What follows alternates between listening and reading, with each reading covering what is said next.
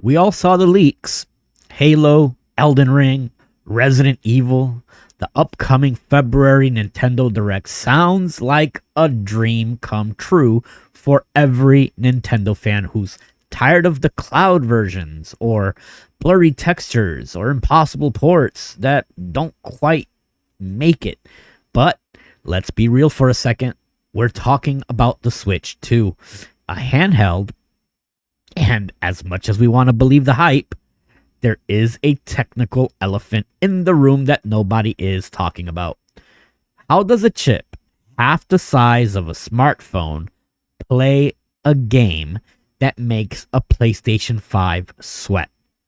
Today we're looking past the hype to see the actual specs, and we're talking that T239 chip, the DLSS 4.0 miracle, and one leaked detail about the Elden Ring port that should actually have you worried. If you're planning on buying a Switch 2 for these AAA games, you need to hear this first. Let's talk about the hardware. We know the Switch 2 is running on NVIDIA's T239 chip. On paper, it's actually kind of a beast for a handheld. But there is a problem. The CPU.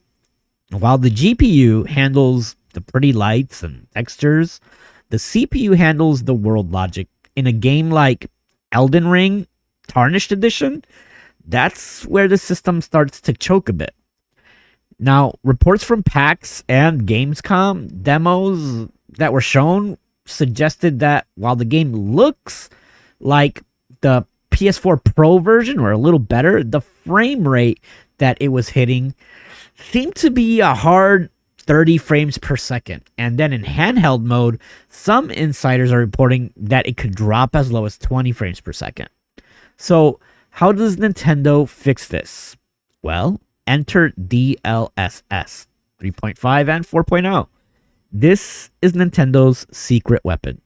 They aren't trying to run these games natively. They're using AI to fake the pixels. It's the only way we're going to get Monster Hunter Wilds on a screen this size. But there is a catch. AI upscaling can lead to small amounts of ghosting. And, that's that weird blurry trail you might see behind a moving character. Is that a trade-off that you're willing to make to play Halo on the bus? So, where does that leave us?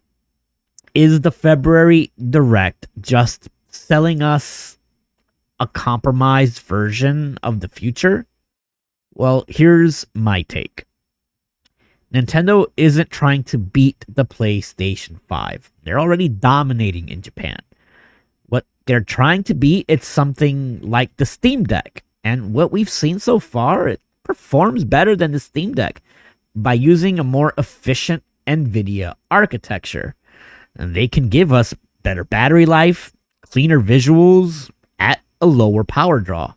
And if these ports, like Halo Master Chief Collection and Resident Evil Requiem, launch with a stable 30 frames per second with zero lag, it's game over for the competition, guys.